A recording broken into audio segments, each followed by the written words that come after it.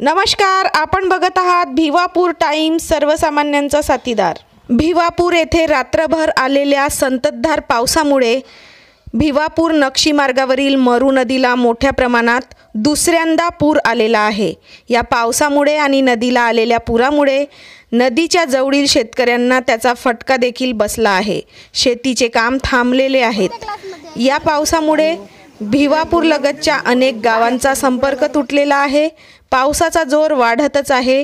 नदीला आलेला पूर वाढण्याची शक्यता वर्तवण्यात येत आहे।